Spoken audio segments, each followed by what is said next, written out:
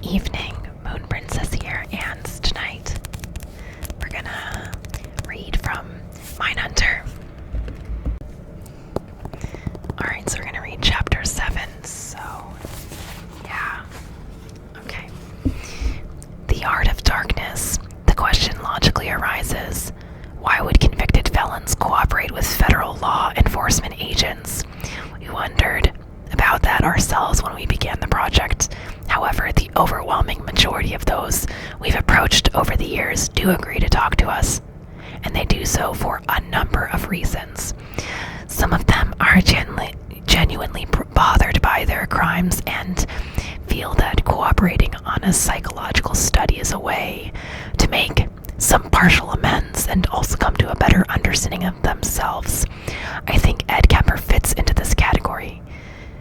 Others, as I've indicated, are police and law enforcement buffs and just enjoy being near cops and FBI agents. Some think there might be some benefit in cooperating with the authorities, though we've never promised anything in return. Some feel ignored and forgotten and just want the attention and the relief from boredom that a visit from us represents, and some simply welcome the opportunity to relive their murderous fantasies in graphic detail. We wanted to hear whatever these men had to tell us, but we were primarily interested in several basic questions which we outlined in an article explaining the goals of the study in the September 1980 issue of the FBI Law Enforcement Bulletin. 1. What leads a person to become a sexual offender, and what are the early warning signals? What serves to encourage or to inhibit the commission of his offense? 3. What type of response or coping strategies by an intended victim are successful with what type of sexual offender in avoiding victimization? 4. What are the implications for his dangerousness, prognosis, disposition, and mode of treatment? For this program to be valuable, we understood we would have to be fully prepared and be instantly able to filter that what each man told us. Because if you're reasonably intelligent, as many of these guys are, you're going to find a weakness in the system that you can use to your advantage. By their very nature, most serial offenders are good manipulators. If it'll help your case to be mentally unstable, you can be mentally unstable. If it'll help your case to be remorseful and contrite, you can be remorseful and contrite. But whatever seemed to them to be the best course of action to follow, I found that the people who agreed to talk to us were all similar. They had nothing else to think about, so they spent a lot of time thinking about themselves and what they'd done and could give it back to me in minute detail. Our task was to know enough about them and their crimes in advance to make sure they were telling us the truth. Facts. Because they'd also had enough time to construct alternate scenarios that made them much more sympathetic or guiltless than the record would indicate. In many of the early interviews, after hearing our convict's story, I'd want to turn to Bob Ressler, whoever was with me, and say, could he have been railroaded? He had a sensible answer to everything. I wonder if they really got the right guy, so the first thing we'd do when we got back to Quantico was check the record and contact the local police jurisdiction for the case file to make sure there hadn't been some horrible miscarriage of justice. Growing up as a boy in Chicago, Bob Ressler had been terrified and intrigued by the murder of 6-year-old Suzanne Degnan, who had been snatched from her house and killed. Her body was discovered cut up in pieces in the sewers of Evanston. A young man named William Herons was eventually caught and confessed to the killing and the murder of 2 other women in an apartment building as part of some burglaries that escalated out of control. In one of them, the murder of Frances Brown had scrawled on the wall with her lipstick, "For heaven's sake, catch me before I kill more. I cannot control myself." Herons attributed the murders to a George Merman, probably short for Murder Man. Sorry, I know this case kind of. he claimed lived inside him. Bob has said that the Hirons case was probably one of his early motivations for pursuing a career in law enforcement. Once the criminal personality research project was funded and underway, Bob and I went to interview Hirons at Statesville Prison in Joliet, Illinois. He had been incarcerated since his conviction in 1946 and had been a model prisoner for all of that time, the first one in the state to complete his college degree. He then went on to graduate work. By the time we interviewed him, Hirons was denying any connection to the crimes, saying he was railroaded no matter what we asked him. He had an answer, insisted he had an alibi, and wasn't even close to any of the murder scenes. He does insist that. He was so convincing, and I was so concerned there might have been some massive miscarriage of justice that when we got back to Quantico, I took out all the case files. In addition to the confession and other compelling evidence, I found that his latent fingerprints had been lifted from the Deccan crime scene. This is true. Yet Hirons had spent so much time sitting in his cell and thinking and giving himself all the answers that if they polygraphed him at this point, he would probably have passed with no trouble. Richard Speck, who was serving consecutive life sentences for the murder of 8 student nurses in a South Chicago townhouse in 1966, made it clear he didn't want to be lumped with the other killers we were studying. I don't want to be on that list with them. He told me, they're crazy, these people. I'm not a serial killer. He didn't deny what he'd done, he just wanted us to know he wasn't like them. Yeah, that's what they all say. On one key level, Speck was correct. He wasn't a serial killer who kills repeatedly with some emotional cycling or cooling off period between his crimes. He's a spree killer, I think. He was what I characterized as a mass murderer who kills more than twice as part of the same act. In Speck's case, he went to the house with burglary as his motive, trying to get money to get out of town. When 23-year-old Corazon Amaro answered the door, he forced his way in with a pistol and knife, saying he was only going to tie her and her 5 roommates up and rob them. He herded them all into a bedroom. Over the next hour, 3 more women came home from dates or studying at the library.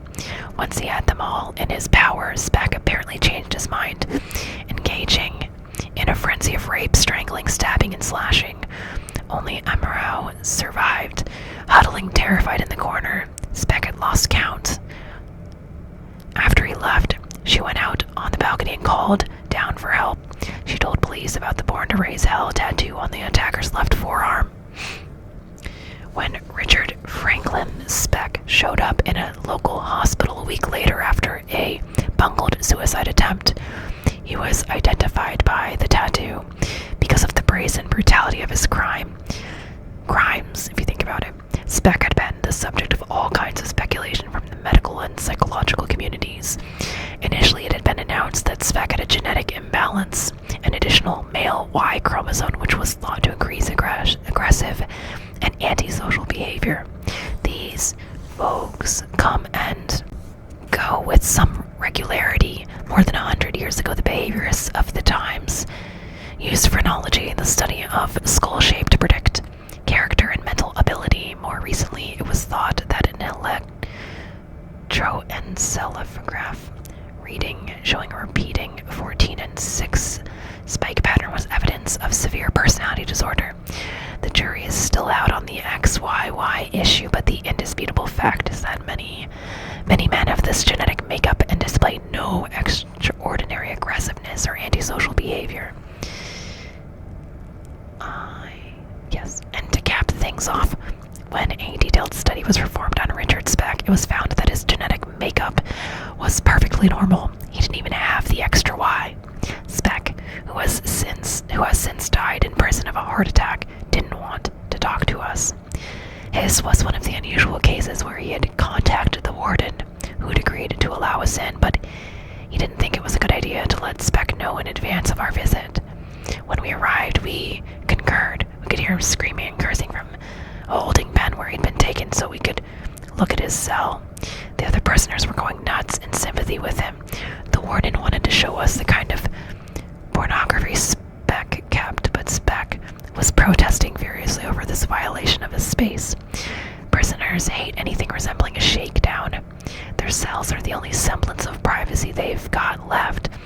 As we walked down the 3-tiered cell block at Joliet, windows broken and birds flying up near the ceiling, the warden warned us to stay close to the center so that prisoners couldn't reach us with urine or feces. I'm sorry. Realizing this wasn't getting us anywhere, I whispered to the warden that we'd just keep walking down the corridor without stopping in Speck's cell.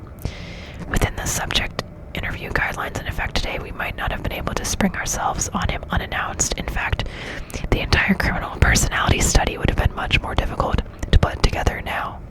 Unlike Kemper or Herons, Speck wasn't exactly a model prisoner. He had once built and hidden a crude miniature still in the back of a false drawer. In the cell block guard's wooden desk, it produced hardly any alcohol, just enough to create a smell and make the guards go crazy when they couldn't find it. Another time he found an injured sparrow that had flown in through one of the broken windows and nursed it back to health. When it was healthy enough to stand, he tied a string around its leg and had it perch on his shoulder. At one point, a guard told him pets weren't allowed. He said, "I can't have it," then walked over to a spinning fan and threw the small bird in. Horrified, the guard said, "I thought you liked that bird." "I did," Speck replied, "but if I can't have it, no one can." Bob Ressler and I met him in an interview room at Joliet, accompanied by his prison counselor, something akin to a guidance counselor. In high school, like Manson, Speck chose the head of the table, sitting on a credenza so he could be above us. I started out by telling Speck what we wanted to do, but he wouldn't talk to us, only ranting about the motherfucking FBI who wanted to look in his cell. When I look at these guys when I sit across a table from them in a prison conference room, the first thing I try to do is visualize what they must have looked like and sounded like when they were doing the crimes. I've prepared myself with all of the case files, so I know what each has done and what he's capable of, and what I have to do is project this onto the individual sitting across from me. Any police-type interrogation is a seduction. Each party is trying to seduce the other into giving him what he wants. And you have to size up the individual interviewee before you can figure out how to approach him. Outrage or moral judgment won't accomplish anything. What, you sadistic beast, you ate an arm.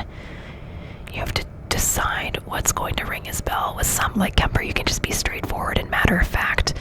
So long as you make clear you know the facts, and they can't snow you. With the ones like Richard Speck, I learned to make a more offensive approach. We're sitting there in the conference room and Speck's making a show of ignoring us, so I turned to the counselor. He was an open, gregarious man, experienced at diffusing hostilities, so some of the qualities we look for in hostage negotiators. I talk about Speck as if he weren't even in the room. You know what he did, your guy? He killed 8 pussies. And he killed 8, and then some of those looked pretty good. He took 8 good pieces of ass away from the rest of us. You think that's fair? So sorry. Bob is clearly uncomfortable with this. He doesn't want to get down to the killer's level. and he's squeamish about mocking the dead. Of course I agree, but in situations like this, I think you do what you have to do. The counselor answers me in kind, and we go back and forth like that. We would have sounded like high school boys in the locker room if we weren't actually talking about murder victims, which shifts the tone from immature to grotesque. Speck listens for a while, shakes his head, chuckles, and says, "You fucking guys are crazy." It must be a fine line separates you from me. With that opening, it turned to him. How in the hell did you fuck 8 women at the same time? Sorry, it's not funny, it's a little bit. What'd you eat for breakfast? He looks at us as if we're a couple of gullible rubes. I didn't fuck all of them. That story got all out of proportion. I just fucked one of them. The one on the couch, I ask. Yeah. As crude and disgusting as this all sounds, it's starting to tell me something. First of all, as hostile and aggressive as he is, He doesn't have much of a macho self-image. He knows he can't control all the women at once. He's an opportunist. He'll rape one for the hell of it. And from the crime scene photos, we know that the one he chose was face down on the couch. She was already a depersonalized body to him. He didn't have to have any human contact with her. We can tell he's not a sophisticated or organized thinker.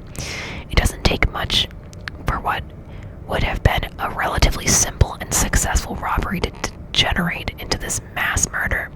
He admits that he killed the women, not in a sexual frenzy, but that so they couldn't identify him. As the young nurses come home, he's putting one in a bedroom, one in a closet as he's corralling horses.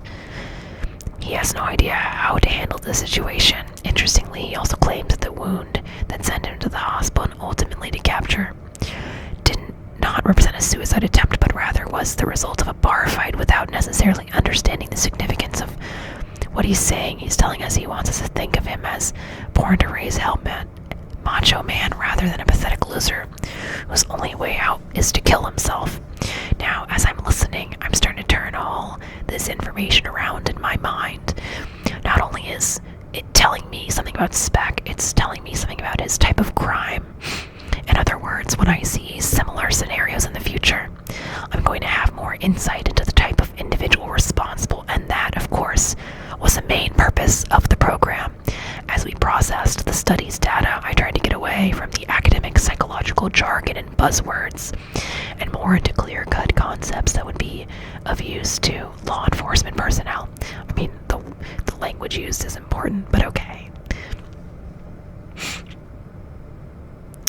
To tell a local detective that he's looking for a paranoid schizophrenic may be intellectually interesting, but it doesn't tell him much that's useful in catching his unsub.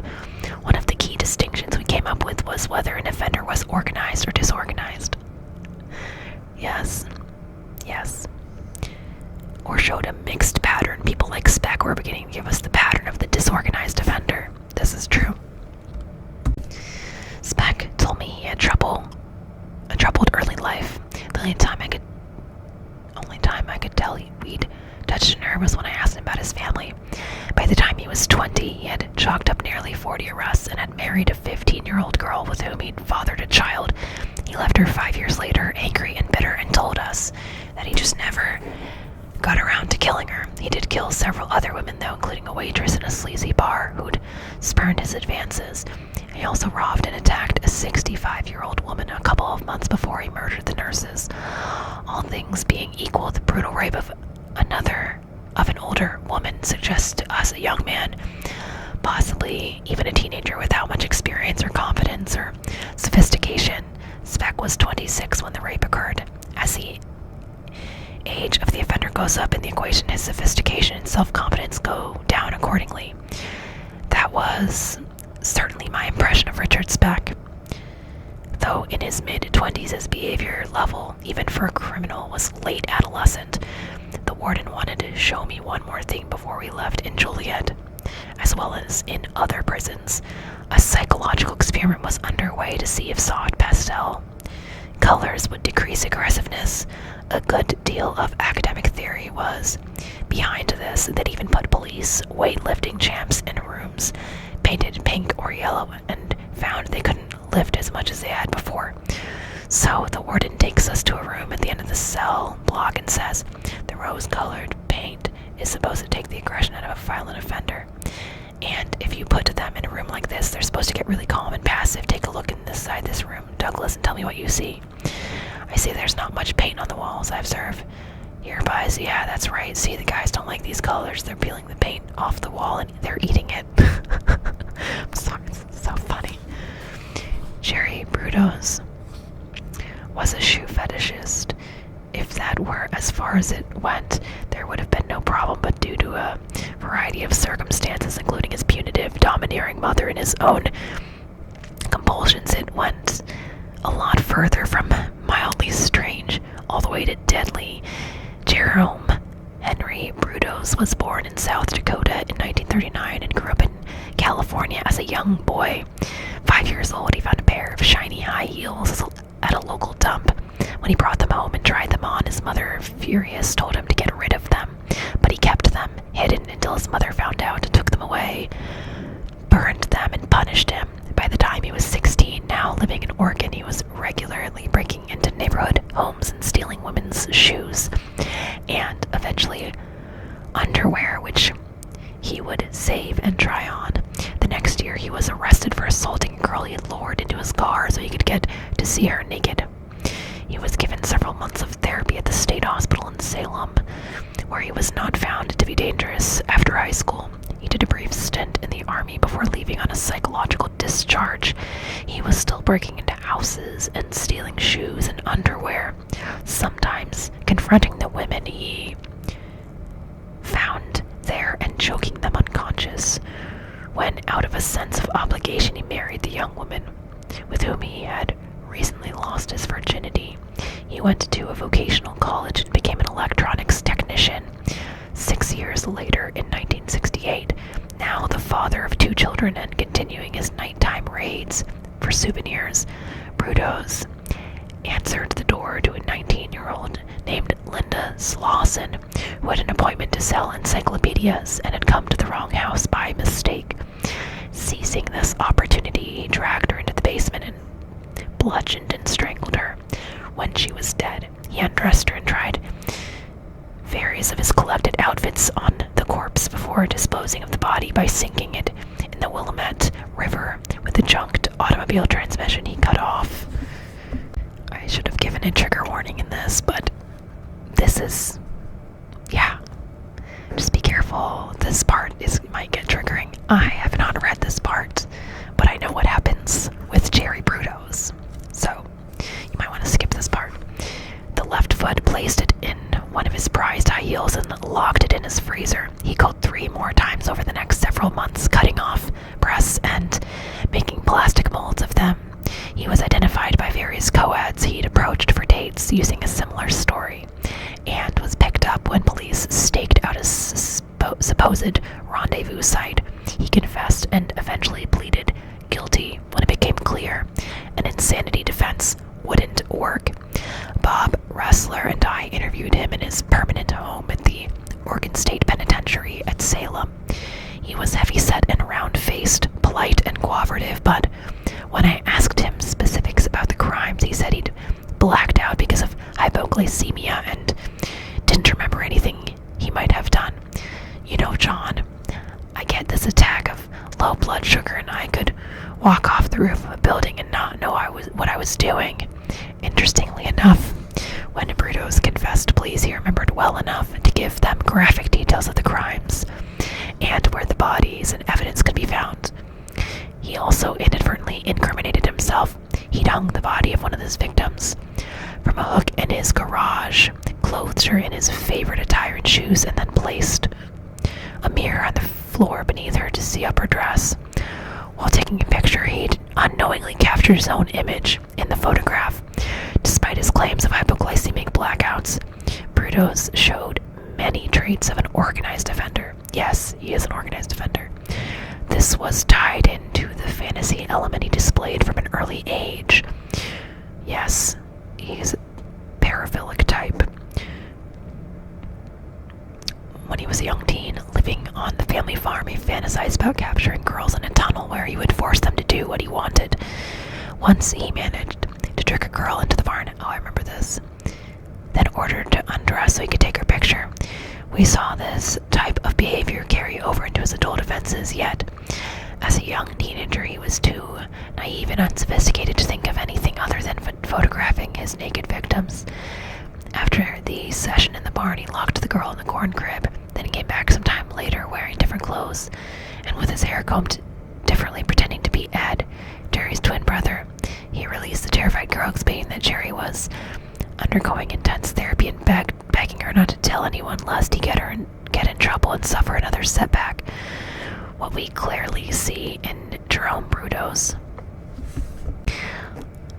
along with his textbook escalation of activities, is a continual refinement of the fantasy. This is a much more significant finding than anything he could have told us directly. Even though a Kemper and a Brudos are so different in goals and modus operandi, we see in both and so many of the others an obsession with and improvement of the details, from one crime to the next and one level of activity to the next. Kemper Kemper's victims of choice were beautiful co-eds tied in his mind to his mother. The less sophisticated and intelligent Brudos was more content with victims of opportunity, but the obsession with detail was the same and took over both men's lives. As an adult, Brudos made his wife Darcy dress in his fetishistic attire and submit to his photographic ritual, even though she was a straight, unadventurous woman who was uncomfortable with this and scared of her husband. He had elaborate fantasies of constructing a torture suit, but had to settle for his garage. In that garage was the freezer he kept locked so he could store his favorite body parts. When Darcy cooked meat for dinner, she had to tell Jerry what it was she wanted, and then he would bring it to her. She often complained to friends that it would be so much easier to look in the freezer herself and select a particular cut. Yet, despite the inconvenience, she didn't think it odd enough to report, or if she did, she was too afraid to do so. Brudos was a near classic example of an offender who begins with innocuous oddities and escalates progressively from found shoes to his sister's clothing to the possessions of other women. First he just steals from clotheslines, then he stalks women who are wearing high heels and breaks into empty houses, then gets bolder and is willing to confront the occupants. At first merely putting on the clothing is enough, but eventually he wants more of a kick. Socially, he begins to ask girls to let him take pictures of them. Then, when one of them refuses to undress for him, he threatens her with a knife. He doesn't kill until a victim of opportunity happens during his doorbell, but once he's killed her and realizes the satisfaction, he's moved to do it again and again, each time stepping up his mutilation of the corpse. I'm not meaning to suggest that every man attracted to stiletto heels or turned on by the thought of black lace bras and panties is destined for a life of crime. If that were true, most of us would be in prison, but as we see in Jerry Brudos, this kind of paraphilia can be degenerative and it is also situational. Let me give an example. Some time ago, not far from where I lived in elementary school, principal reportedly had a thing for children's feet. He would play a game with them to see how long he could tickle their feet or toes. If they held out for a certain time, he would give them money. I've heard this before. It came to parental attention when some of the kids were spending money at the mall they couldn't account for. When the principal was fired by the school district, many quarters of the community protested. He was a good-looking guy. He had a normal relationship with a steady girlfriend, and he was popular with children and parents alike. The teachers thought he was being railroaded. Even if he did have this thing for toes, it was essentially harmless. He'd never abused any of the children or tried to get them to undress. This is not the kind of person who's going to go out and abduct a child to feed his perversion. I agreed with that assessment. The community was in no danger from him in that regard. I had met him and he was friendly and personable, but let's say during one of these little games, a little girl reacts badly, starts screaming or threatens to tell on him. In an instant of panic, he could end up killing the child simply because he doesn't know what else to do to manage the situation. When the school superintendent contacted my unit for advice, I told him I thought he had taken the right action, firing the man. Around the same time, I was called down to the University of Virginia, where college girls were getting pushed to the ground and their clog-type shoes stolen in the melee. Fortunately, none of the women were badly hurt, and the local on-campus police were treating the cases as something of a joke. I met with them and with the university administration, told them about Brudos and the others I'd had experience with, and by the time I left, I'd succeeded in my mission of putting the fear of God into them. The official attitude changed considerably after that, and I'm pleased to say there were no further incidents. When I look at Jerry Brudos' criminal progression, I have to ask myself whether understanding and intervention at any of the earliest stages could have short-circuited the ultimate process. In Ed Kemper, I felt I saw a serial killer manufactured by an emotionally harrowing childhood. I found Jerry Brudos' case somewhat more complex. Clearly, his particular paraphilia was with him from a very early age. He was a small child when he became fascinated by the pair of high heels he found in the junkyard, but part of his fascination could have been never having seen anything like them before. They were nothing like what his mother wore.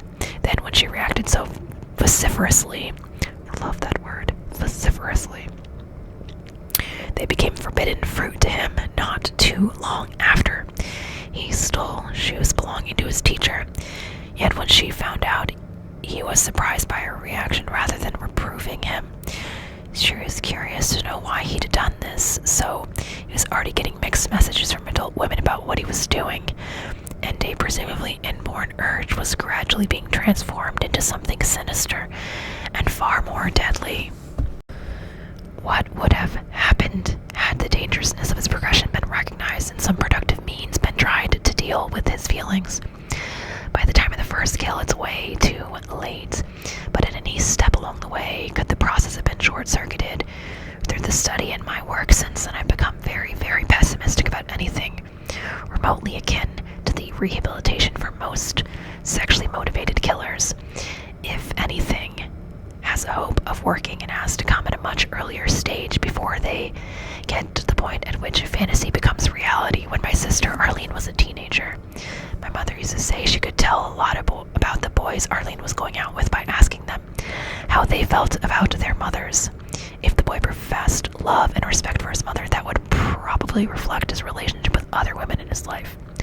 If he thought of his mother as a bitch or a whore or ball buster, chances were pretty darn good he'd end up treating other women the same way. From my experience, my mom's observation was right on the money. Ed Kemper cut a trail of destruction through Santa Cruz, California, before he finally worked up the nerve to kill the one woman he truly hated.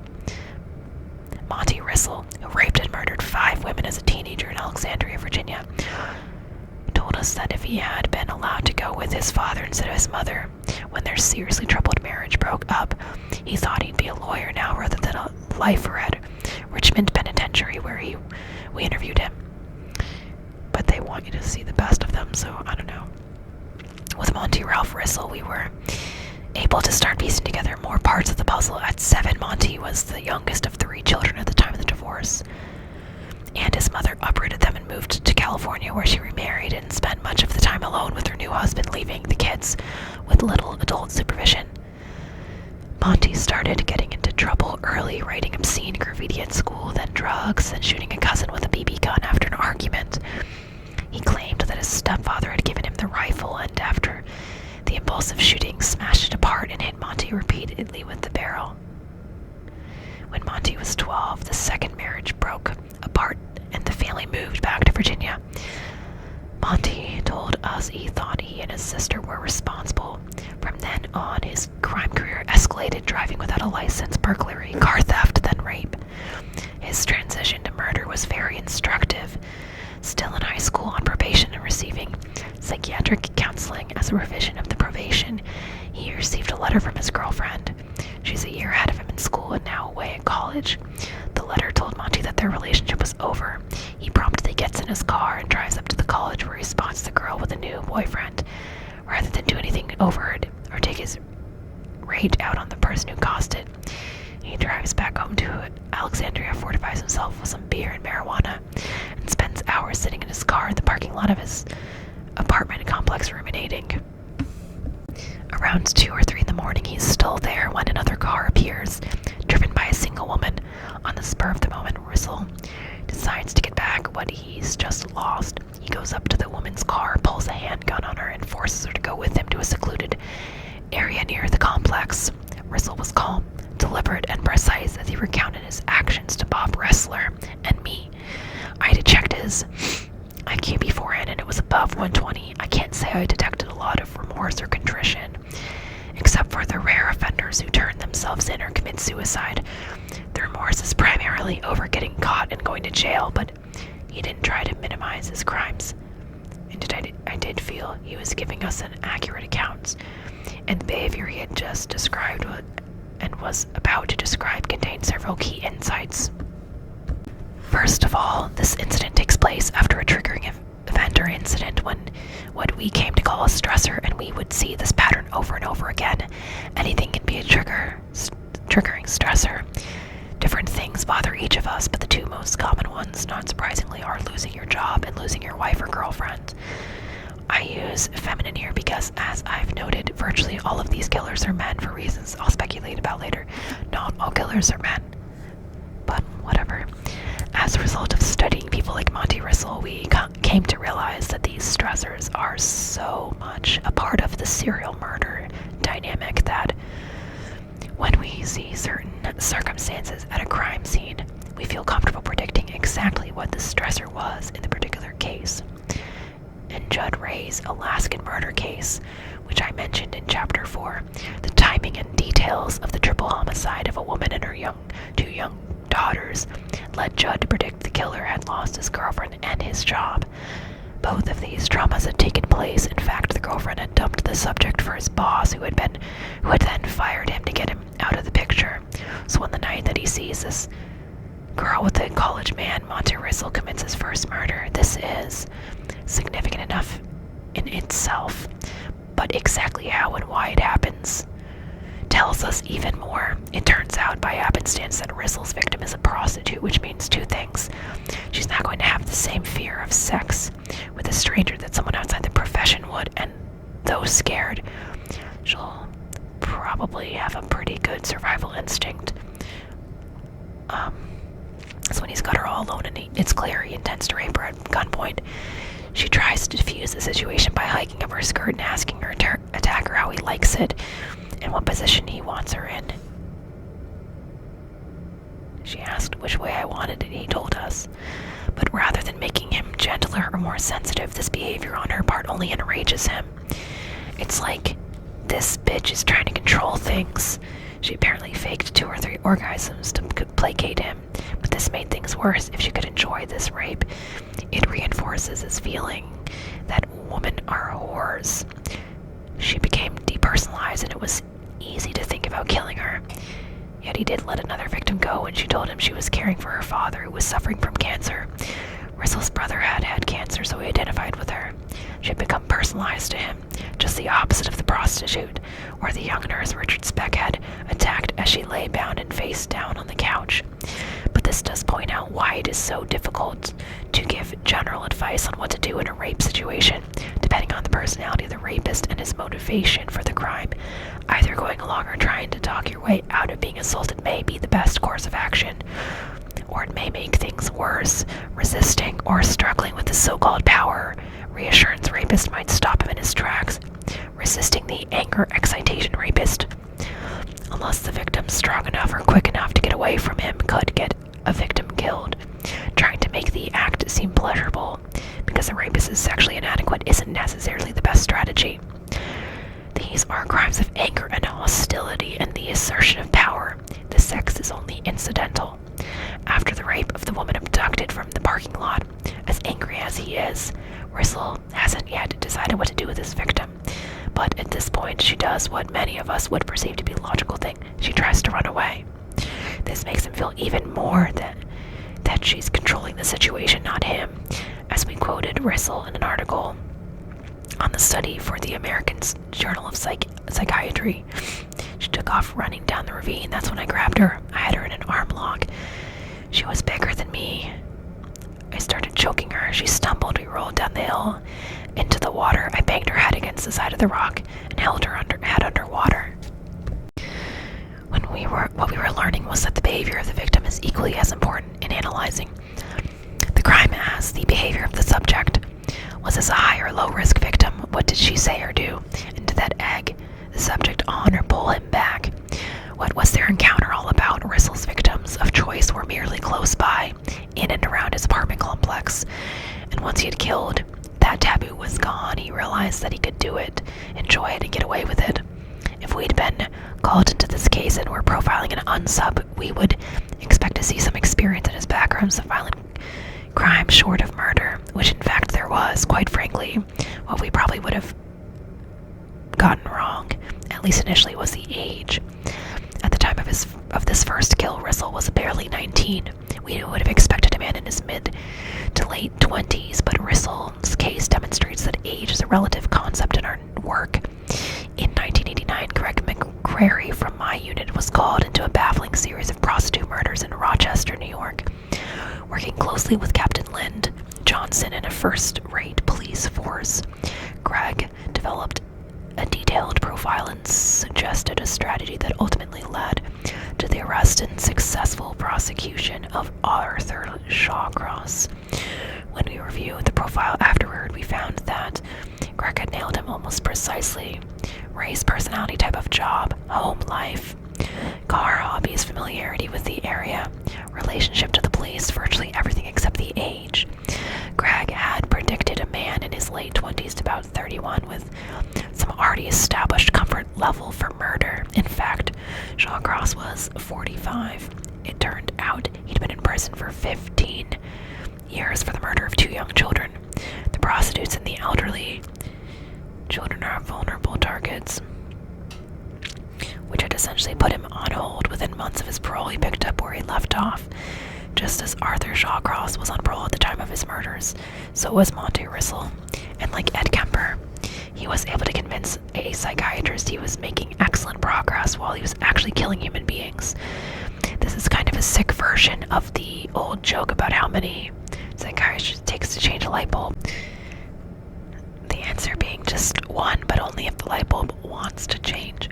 Psychiatrists and mental health professionals are accustomed to using self-reporting on the part of the subjects to track his progress, and this assumes the patient wants to get well.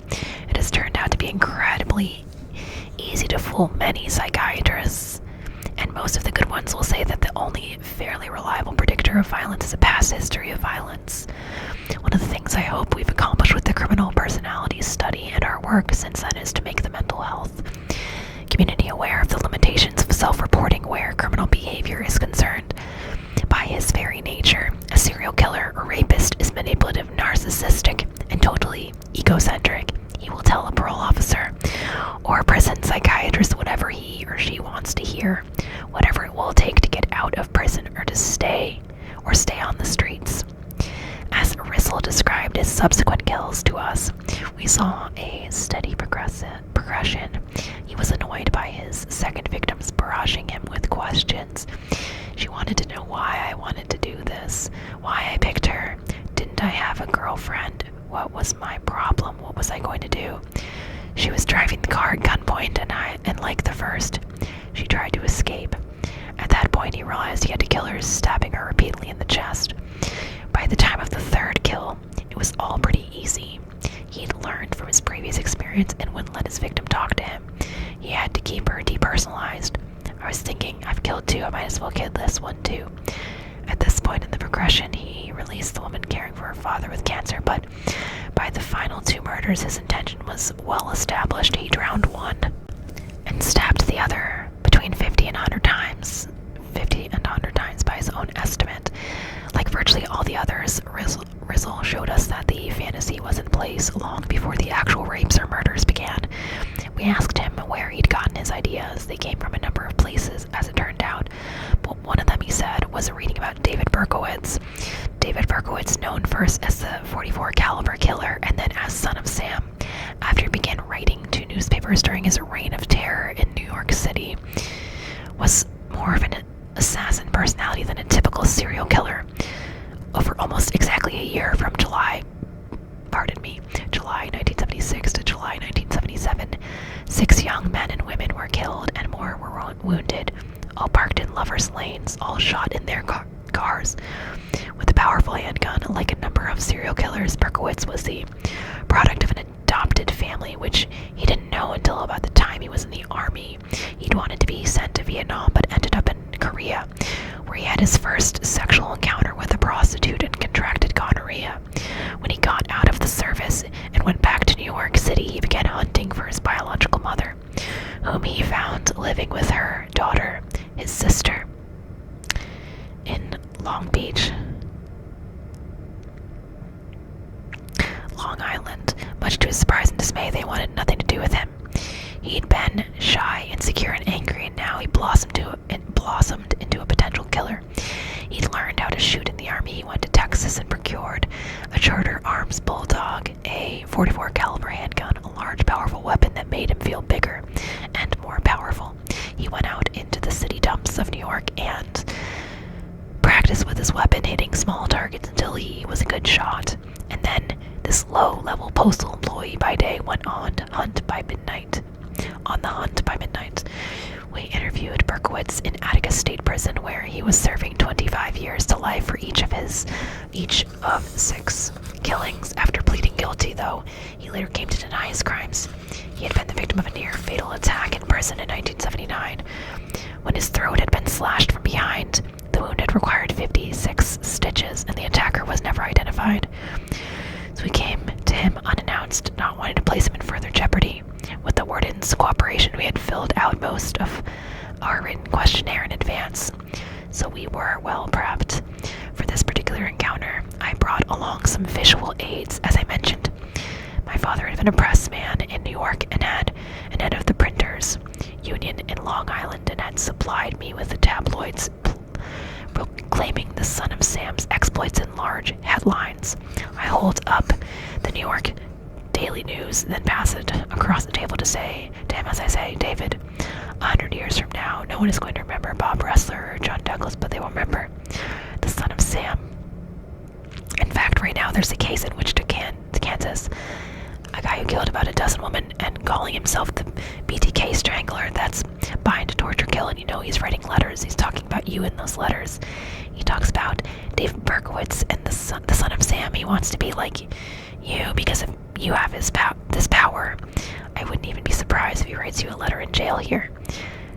Berkowitz is not what I would call a charismatic guy, and he was always searching for some bit of recognition or personal achievement. He had bright blue eyes that were always trying to pick out if someone was genuinely interested or laughing at him. When he heard what I had to say, his eyes lit up.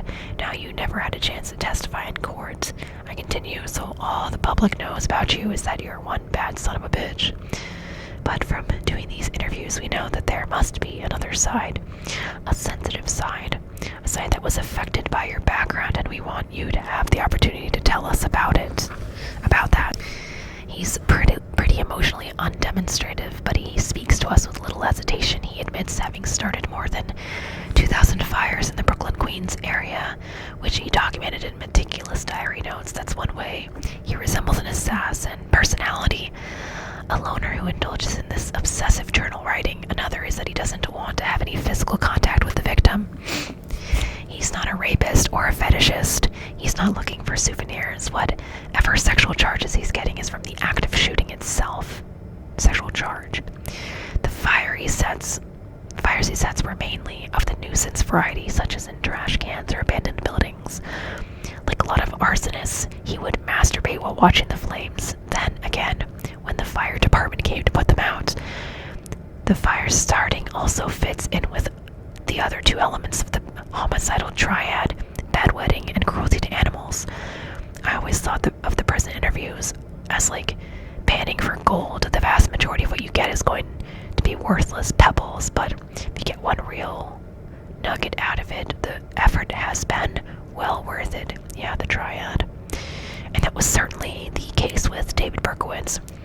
What's very, very interesting to us is that he's stalking these lovers' lanes areas rather than go to the driver's side of the car, most frequently the male side, which would represent the greater threat.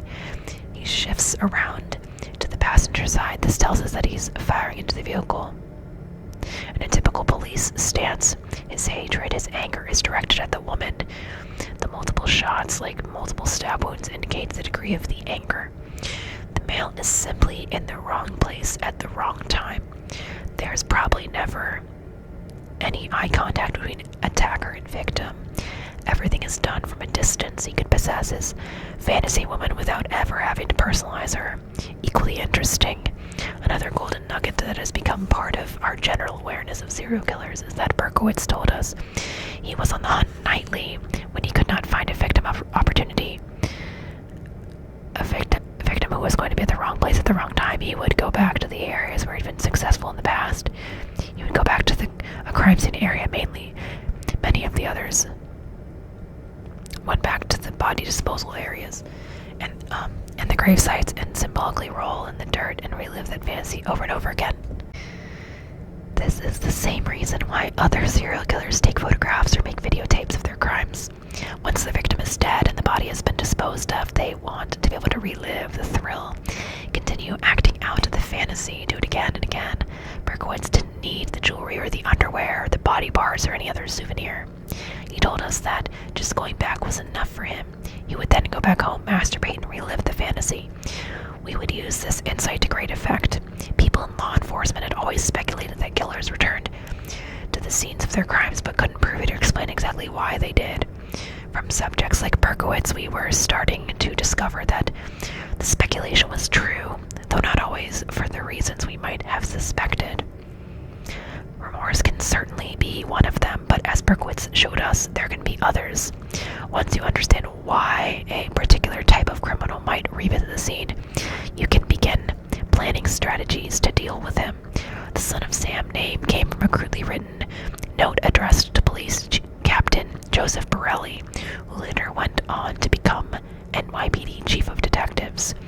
It was found near the car of victims, Alexander Esau and Valentina Zerani, in the Bronx. Like the others, both were killed from point-blank range.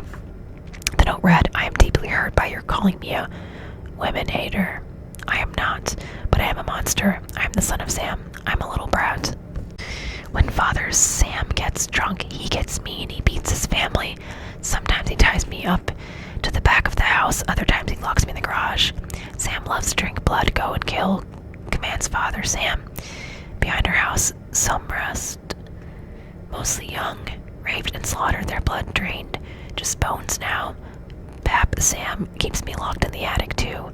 I can't get out, but I look out the attic window and watch the world go by. I feel like an outsider. I am on a different wavelength than everybody else, programmed to kill. However, to stop me, you must kill me. Attention all police, shoot me first. Shoot to kill, or else keep out of my way or you will die. Papa Sam is old now. He needs some blood to preserve his youth. He has had too many heart attacks. Ugh, me. Hoot, it hurts. Sonny boy. I miss my pretty princess most of all. She's resting in Our Lady's house, but I'll see her soon. I'm the monster Beelzebub, the chubby behemoth.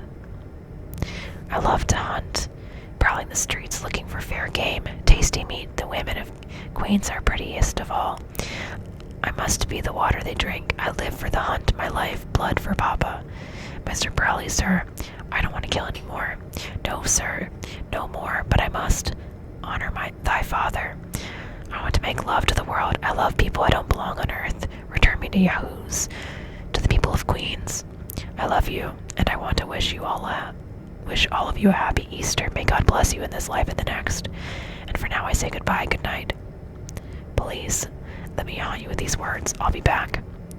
I'll be back to be interrupted as bang, bang, bang, bang. Ugh, yours in murder, Mr. Monster. Ugh, I don't know why, I'm just like, that's lame. Anyways, this insignificant nobody has become a national celebrity. More than 100 detectives joined what came to be known as Task Force Omega. The wild, raving communications continued, including letters to newspapers and journalists such as columnist Jimmy Breslin. The city was in terror. At the post office, he told us he got a real thrill overhearing people talking about the Son of Sam and not knowing they were in the same room with him. The next attack took place in Bayside, Queens, but both the man and woman survived. 5 days later, a couple in Brooklyn were not so lucky. C.C. Maskowitz was killed instantly. Robert Violante survived but lost his sight from his wounds. The Son of Sam was finally caught because he parked his Ford Galaxy too close to a fire hydrant. The night of the final murder, a witness in the area remembered seeing an officer writing up a ticket, and when it was traced, it led to David Berkowitz. When confronted by police, he said simply, "Well, you caught me." After his arrest, Berkowitz explained that Sam referred to his neighbor, Sam Carr, whose black Labrador retriever, Harvey was apparently a 3,000-year-old demon who commanded David to kill. At one point, he actually shot the dog with a .22 pistol, but it survived. He was instantly labeled a paranoid schizophrenic by much of the psychiatric community, with all sorts of interpretations being given to his various letters. The pretty princess of his first letter was apparently one of his victims, Donna Laura, whose soul Sam had promised him after her death. What was most significant to me about the letters, more More than any of the content is the way his handwriting changes. The first letter, it is neat and orderly, then progressively degrades until it is almost illegible. The misspellings become more and more common. It is as if two different people have been writing the letters. I showed this to him, he hadn't even realized it. If I were profiling him as soon as I saw the degradation of the handwriting, I would know he was vulnerable, primed to slip up, to make some petty mistake, like parking in front of a fire hydrant. That would help police catch him. That vulnerable point would be the time to launch some sort of proactive strategy. The reason Berkowitz opened up to us, I believe, was because of the extensive homework we'd done on the case. Early in the interview, we came to the topic of this 3,000-year-old dog that made him do it. The psychiatric community had accepted the story as gospel and thought it explained his motivation, but I knew that that story hadn't actually emerged until after his arrest. It was his way out, so when he started spouting about this dog, I said simply, "Hey David, knock off the bullshit. The dog had nothing to do with it." He laughed and nodded and admitted I was right. We'd read several long psychological dissertations on the letters. One compared him to the character of Jerry in Edward Albee's play The Zoo Story. Another tried to pick up his psychopathology by analyzing the writing word by word, but David was throwing them all a curve, which they swung at and missed. The simple fact is that David Berkowitz was angry about how he had been treated by his mother and other women in his life, and felt inadequate around them. His fantasy of possessing them blossomed into a deadly reality. The important things to us were the details. With Bob Russler's skillful administration of the NIJ grant and Ann Burgess's compilation of the interviews by 1983, we had completed a detailed study of 36 individuals. We also collected data from 118 of their victims, primarily women. Out of the study came a system to better understand and classify violent offenders. For the first time, we could really begin to link what was going on in a perpetrator's mind to the evidence he left at a crime scene. That in turn helped us to hunt them more efficiently and catch them and prosecute them more effectively. It began to address some of the age-old questions about insanity and what type of person could do such a thing. In 1988, we expanded our conclusions into a book entitled Sexual Homicide Patterns and Motives, published by Lexington Books. At this writing, it is in its 7th printing, but regardless of how much we learned, as we admitted in our conclusion, this study raises far more questions than it answers. The journey into the mind of the violent offender remains an ongoing quest of discovery. Serial killers are, by definition, successful killers who learn from their experience. We've just got to make sure we keep learning faster than they do. Dun dun dun. That is the end of the chapter. Thank you so much for watching. Please like and subscribe for more similar content, and I look forward to seeing you